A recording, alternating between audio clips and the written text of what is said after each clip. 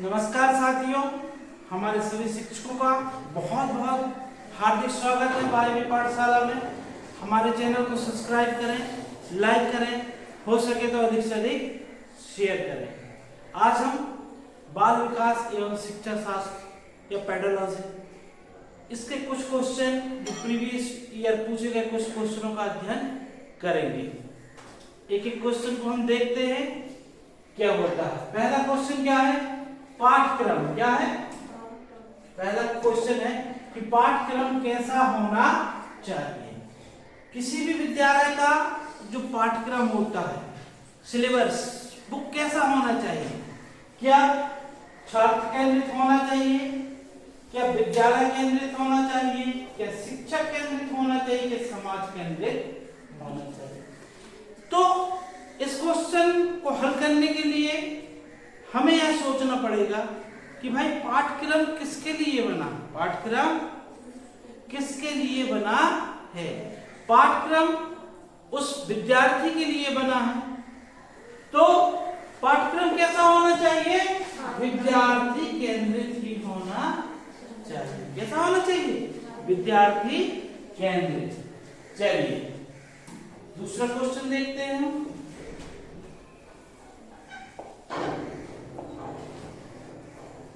Second question हमारा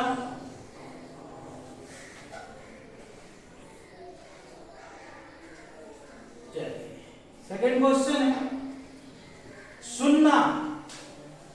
सुनना कौशल के बारे में कौन सा कथन उचित नहीं है? उचित नहीं है। हमें नहीं विशेष तौर पर हमें यह नहीं देखना है। क्या बोला है? सुनना कौशल के लिए क्या उचित नहीं है। कौशल कितने होते हैं? 4 कौशल होते हैं। क्या होता है? LSRW। पहला कौशल होता है लिसनिंग, सुनना। क्या होता है? सुनना। दूसरा क्या होता है? स्पीकिंग, बोलना। क्या होता है? बोलना। तीसरा क्या होता है? स्पीकिंग के बाद रीडिंग, पढ़ना, फिर राइटिंग, लिखना। यह एक चारों कौशलों का क्रम है। चारों कौशलों का क्रम है। तो किसी भी चीज को सीखने के लिए सबसे पहले हमें बहुत गौर से सुनना पड़ता है। तो पूछा यही है कि सुनना कौशल के बारे में कौन सा कथन उचित नहीं है। सुनना कौशल अन्य कौशलों के विकास में सहायक है। बिल्कुल सही है कि शुरुआत ही कहां से हो रही है? सुनने की प्रक्रिया से। कहां से हो रही है? सुनने की प्रक्रिया से। जब आप सुनोगे तो बोलोगे, सुनोगे तो बोलोगे या बच्चा बोल पाएगा, और जब बोल पाएगा फिर उसके बाद वो पढ़ पाएगा, और जब पढ़ पाएगा कोई चीजों को तो वो लिख भी सकता है। तो सुनना कौशल अन्य कौशलों के विकास में सहायक है। यह कथन तो बिल्कुल सही है। सुनना कौशल का विकास भाषा के नियम को पहचानने, उसका निर्माण करने में सहायक होता है। बिल्कुल सही बात है भाई। जब आप कोई चीज सुनोगे अपने वातावरण में, अपने परिवार में, अपने स्कूल में, जब आप लोग सुनोगे चीजों को, भाषा को सुनोगे, तो उस भाषा को क्या कर सकते हो? आप निर्माण भी कर सकते हो। उस भाषा के नियमों की आपको पहचान होगी, साथ में उसका निर्माण करने में भी सहायक होते हैं। नई नई भाषा, नए नए शब्द आप सीख सकते हैं। ठीक है। सुनना कौशल सबसे कम महत्वपूर्ण, तो ये भी कथन सही है। सुनना कौशल मौखिक कौशल के अंतर्गत आता है। बिल्कुल मौखिक कौशल है। सुनने में कोई राइटिंग वर्क तो हो नहीं रहा है। तो हमें क्या देखना है? उचित नहीं है। क्या देखना है? तो सुनना कौशल में उचित क्या नहीं है? सुनना कौशल सबसे कम महत्वपूर्ण है, यह उचित नहीं है। अगला क्वेश्चन देखते हैं, क्वेश्चन नंबर 2।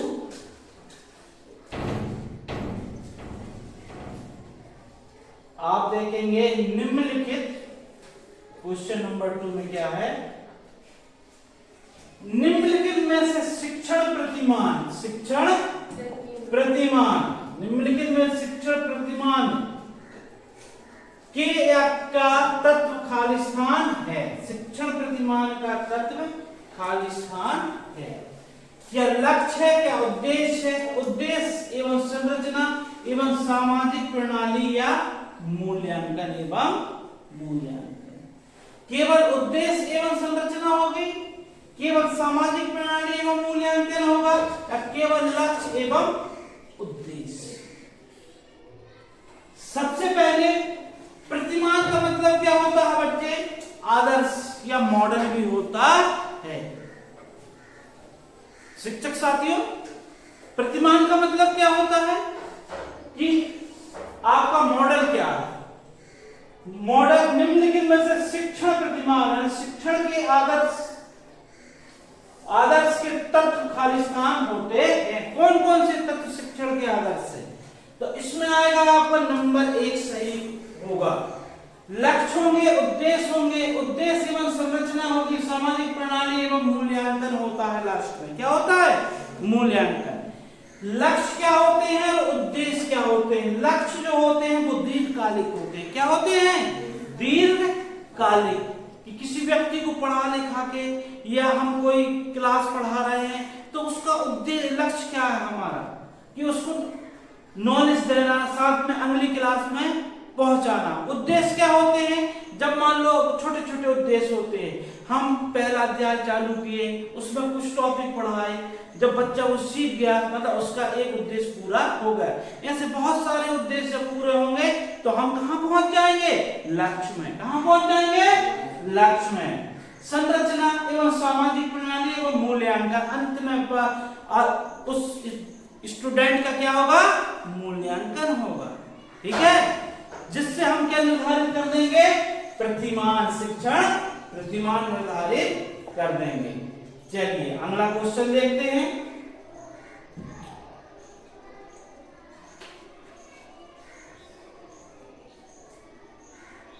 अगला क्वेश्चन देखिए।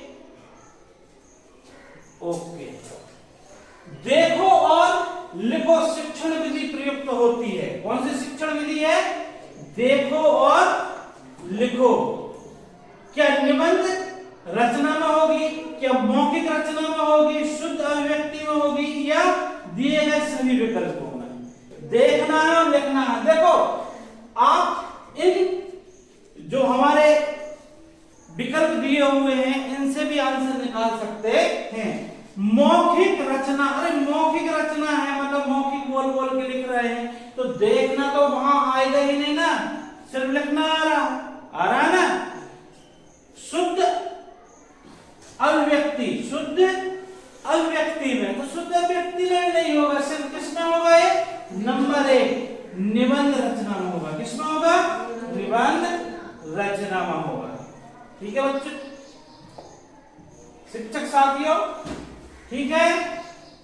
ओके, अगला देखेंगे आप। अगला क्वेश्चन क्या है हमारा?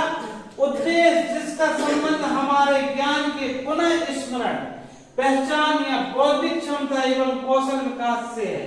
उद्देश्य क्या लिखा है? उद्देश्य जिसका संबंध हमारे ज्ञान के पुनः स्मरण, पहचान, बौद्धिक क्षमता एवं कौशल से है। ये हमारे पक्ष होते हैं, ज्ञानात्मक पक्ष, भावात्मक पक्ष, क्रियात्मक पक्ष, या किसी पक्ष से नहीं है। सीधी बात है, ज्ञान का पुनः स्मरण। क्या करना हमें? ज्ञान का पुनः स्मरण करना है। तो भाई हमारे भावनात्मक पक्ष से तो नहीं होगा ना, क्रियात्मक पक्ष से होगा। किससे होगा? ज्ञानात्मक पक्ष से। इसका आंसर क्या आएगा? ज्ञानात्मक पक्ष। ओके, नेक्स्ट क्वेश्चन देखते हैं। अगला क्वेश्चन ये तो हो गया। चलिए नेक्स्ट देखते हैं। जी है आपका नेक्स्ट क्वेश्चन। ओके, जब प्राथमिक स्तर स्तर पर भाषा शिक्षण का मुख्य उद्देश्य क्या होता है? इसमें प्राथमिक स्तर में, प्राथमिक स्तर में हम भाषा क्यों सिखा रहे हैं और इसका मुख्य उद्देश्य क्या है? मुख्य उद्देश्य क्या है बताइए मुझे, मुख्य उद्देश्य क्या है? साहित्यिक विधाओं से परिचित कराना, व्याकरण के नियम सिखाना, व्याकरण के नियम सिखाना या साहित्यिक विधाओं से परिचित कराना एवं व्याकरण के नियम सिखाना। चौथा क्या है हमारा? प्रसिद्ध गद्य निर्माताओं से परिचित कराना। क्या मुख्य उद्देश्य हो सकते हैं? क्या मुख्य उद्देश्य होगा बताइए भाई? प्राथमिक, उच्च प्राथमिक, किसका बच्चा है हमारा? उच्च प्राथमिक का, किसका बच्चा है? उच्च प्राथमिक का बच्चा है। तो साहित्यिक विधाओं से परिचय कराना हमारा उद्देश्य नहीं होगा। व्याकरणिक नियम सिखाना भी कोई उद्देश्य नहीं है। हम क्या कर रहे हैं? उसको साहित्यिक विधाओं से परिचित कराना है एवं व्याकरणिक नियमों को सिखाना है। दोनों उद्देश्य ही होते हैं, दोनों उद्देश्य होते हैं। नहीं का मतलब ये उद्देश्य तो है व्याकरण नियम का सिखाना, लेकिन अकेले नहीं है। किसके साथ है? साहित्यिक विधाओं से परिचित कराना। इसलिए यह दोनों, देखिए आंसर न जे वाला गलत है सही मायने में, न जे गलत है, ठीक है।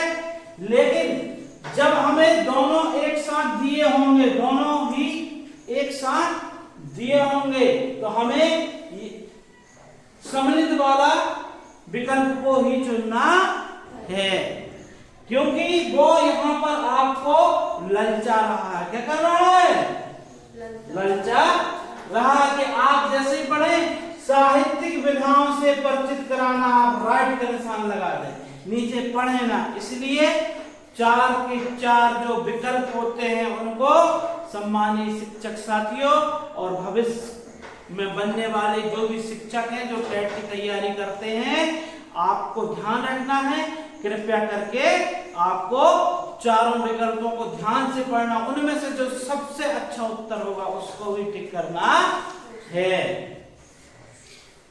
चलिए अगला क्वेश्चन देखते हैं। नेक्स्ट क्वेश्चन,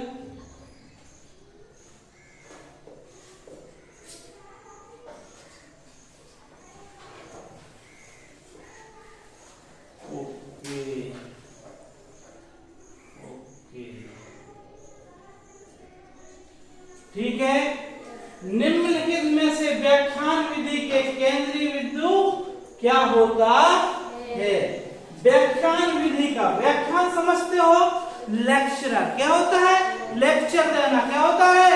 लेक्चर देना। हम आते हैं क्लासरूम में और पुस्तक खोलने और आपको सिर्फ बताते जा रहे हैं, क्या कहलाता है? व्याख्यान। अब केंद्रीय बिंदु, भाई इस किसी भी क्लासरूम में केंद्रीय बिंदु यदि हम किसी को माने तो किसको मानेंगे? छात्र हैं हमारे। क्या है? छात्र। लेकिन व्याख्यान विधि में वो छात्र सबसे ज्यादा निष्क्रिय होता है। क्या होता है? निष्क्रिय। और सबसे सक्रिय कौन होगा? जो व्याख्यान देगा। वो कौन होगा? शिक्षक। कौन होगा? शिक्षक या अध्यापक होता है। तो व्याख्यान विधि में केंद्रीय बिंदु कौन होगा? छात्र तो नहीं होगा, ना छात्रा होगी, ना श्यामपट होगा। कौन होगा? अध्यापक होता है। चलिए अगला क्वेश्चन देखते हैं। ओके, नेक्स्ट क्वेश्चन देखते हैं। ठीक है, अगला क्वेश्चन पढ़िए। निम्न में से शिक्षण प्रक्रिया में मूल्यांकन खाली स्थान के लिए आवश्यक है।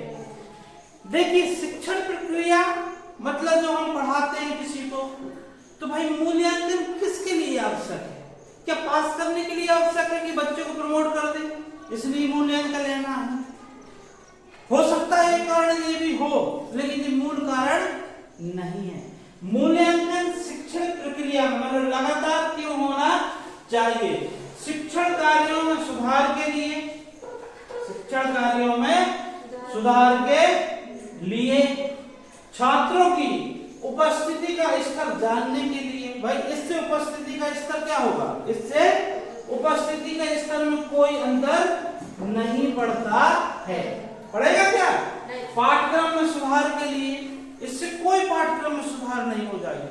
भाई पाठ्यक्रम में सुधार करना हो सकता है कि आप इससे कुछ निष्कर्ष निकाले भी, लेकिन ये मूल उद्देश्य तो नहीं है। और शैक्षणिक कार्यों में सुधार के लिए, भाई शैक्षणिक कार्यों में सुधार के लिए ये हो तो सकता है, हो तो सकता है, लेकिन हमें कौन सा आंसर देखना है जो इन चारों विकल्पों में से सबसे अच्छा आंसर हो। वो क्या होगा? शैक्षणिक कार्यों में सुधार। शैक्षणिक कार्यों में छात्रों की उपलब्धि का स्तर जानने के लिए कि बच्चा ने कितना सीखा, बच्चे ने कितना सीखा, कितना समझा, एवं पाठ्यक्रम में सुधार के लिए, एवं पाठ्यक्रम में सुधार के लिए। तो सबसे अच्छा आंसर कौन सा हुआ हमारा? डी। सबसे अच्छा आंसर कौन सा हुआ? डी। देखिए ये भी गलत आंसर नहीं है, लेकिन हमें क्या करना है? सबसे अच्छा आंसर देना। क्या करना है? सबसे अच्छा आंसर देना है। ठीक है, इसलिए विकल्प नंबर कौन सा आएगा? सबसे अच्छा आंसर हमारा 4 आएगा। कौन सा आएगा? 4 आता है। ये तीनों भी सही हैं, कहीं ना कहीं तीनों सही, लेकिन हमें उस आंसर को टिक करना है जो सबसे अच्छा हो या इन तीनों की बात जिसमें सम्मिलित हो गई हो। ओके, अगला क्वेश्चन देखते हैं। चलिए ठीक है, अगला क्वेश्चन पढ़िए। जब भाषा के अंतर्गत इसके कई अलग अलग रूप विकसित हो जाते हैं तो उन्हें खाली स्थान कहते हैं। खाली स्थान कहते हैं। भाई एक भाषा है ना, जैसे अपने मध्य प्रदेश में बोले जाने वाली भाषा क्या है? हिंदी है। लेकिन देखना कहीं बुंदेलखंड में चले जाओ तो अलग भाषा मिलेगी, इंदौर वाले रीजन में चले जाओ जिसे मालवा कहते हैं, अलग भाषा मिलेगी, रीवा सतना चले जाओ अलग भाषा मिलेगी, भोपाल रीजन चले जाएंगे अलग भाषा मिलेगी, हमारे मंडल सिंधी में आ जाएंगे तो अलग भाषा आपको मिलेगी। इसे क्या कहते हैं? वही तो पूछा, भाषा के अंतर्गत कई अलग अलग रूप विकसित हो जाते हैं। तो क्या बोलेंगे? अपभाषा तो नहीं बोलेंगे, इसको मातृभाषा भी नहीं बोलेंगे, प्रादेशिक भाषा नहीं बोलेंगे, क्या बोलेंगे? बोली, जैसे बुंदेलखंडी बोली, बघेली बोली, इस टाइप। ठीक है, ओके। नेक्स्ट देखिए,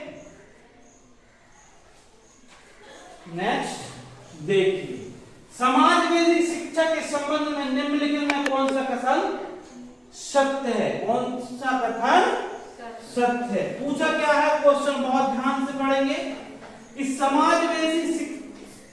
समाजवेदी शिक्षा के संबंध में निम्नलिखित में से कौन सा कथन सत्य है? कौन सा कथन सत्य है? यह पूछा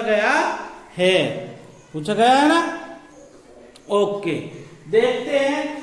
समाजवेदी शिक्षा पारंपरिक शिक्षा पद्धति का अनुकरण करती है, यह गलत बात है। समाजवेदी शिक्षा विशेष रूप से अशक्त बच्चों के लिए विशेष कक्षा की व्यवस्था करती है, यह भी गलत है। समाजवेदी शिक्षा में क्या है कि हम सबके लिए एक समान अवसर उपलब्ध कराएंगे। एक क्लासरूम रहेगा, एक स्कूल रहेगा। एक स्कूल का मतलब एक समान स्कूल रहेंगे। ऐसे नहीं कोई विशेष आवश्यकता वाले बच्चे हैं उनको कहीं अलग जगह हम इकट्ठे करके उन्हीं को पढ़ाएं। हम सबके साथ पढ़ाना है, सबके साथ उन बच्चों को पढ़ाना है। समाजवेदी शिक्षा विशेष विद्यालय या कक्षा को स्वीकार कर सकता है, ये भी गलत है। समाजवेदी शिक्षा विशेष विद्यालय या कक्षा को स्वीकार नहीं कर सकता, यही आपका आंसर होगा। यही आंसर है। मतलब समाजवेदी शिक्षा क्या कहती है? सबका साथ सबका विकास। मतलब एक साथ सभी प्रकार के बच्चों को एक साथ सभी प्रकार के बच्चों को एक क्लासरूम के अंदर ही हमें पढ़ाना है। ओके, नेक्स्ट क्वेश्चन देखिए। बस कुछ ही पल और आपके क्वेश्चन आज के समाप्त हो जाएंगे। ठीक है, कर्मधारय एवं द्विगु समास आते हैं। चलो हिंदी का एक क्वेश्चन आ गया, कर लेते हैं। कर्मधारा और द्विगु समास आते हैं, किसके अंतर्गत आते हैं बच्चों? मैं डायरेक्ट बता देता हूं, तत्पुरुष समास के। किसके अंतर्गत आएंगे? तत्पुरुष समास के अंतर्गत आते हैं। किसके अंतर्गत? तत्पुरुष समास के अंतर्गत आते हैं। चलिए नेक्स्ट क्वेश्चन देखते हैं अपन 43 नंबर में। ओके, जिस विधा द्वारा भाषा के शब्द, उसके रूप और प्रयोग आदि का ज्ञान होता है वह कहलाता है। क्या कहलाएगा बताइए, सोचो। क्या कहलाएगी वो? भाई व्याकरण ही तो हमें यह बताएगी, व्याकरण ही तो हमें यह बताएगी कि भाषा के शब्दों का ज्ञान, उसके रूप प्रयोग आदि का ज्ञान होता है। किसके द्वारा? व्याकरण के द्वारा होता है। किसके द्वारा होगा? व्याकरण के द्वारा होता है। ठीक है, अगला क्वेश्चन देखिए। अगला क्वेश्चन, श्यामपट्ट को शिक्षण सामग्री के किस समूह के अंतर्गत शामिल किया जाता है? श्यामपट्ट मतलब होता है ब्लैक बोर्ड। क्या होता है? कि किस समूह के अंतर्गत इसको हमने सम्मिलित किया है? किसको? श्यामपट्ट को। किसको? श्यामपट्ट को। बताइए नंबर 1 क्या है? दृश्य साधन है। क्या जी? क्या इसको दिखाई देता है? क्या इससे हमें क्या यह दिखाई देता है? क्या श्रव्य है? क्या सुनाई देता है? श्यामपट्ट सुनाई तो बिल्कुल नहीं देता। दृश्य भी नहीं है, दिखाई मत देगा इसको कोई चीज। मध्यकालीन नहीं। कौन सा साधन है श्यामपट्ट हमारा? दृश्य साधन होता है। आज का अंतिम क्वेश्चन है आपका। चलिए हो गया अंतिम क्वेश्चन। तो मेरे शिक्षक साथियों, एक छोटा सा प्रयास हमारा, यदि हमारा वीडियो और यह प्रयास पसंद आए, आपको पसंद आएगा आया हो तो हमारे चैनल को सब्सक्राइब करें, लाइक करें और हो सके तो अधिक से अधिक शेयर करें। आप लोगों का बहुत बहुत धन्यवाद इस वीडियो देखने के लिए। Thank you.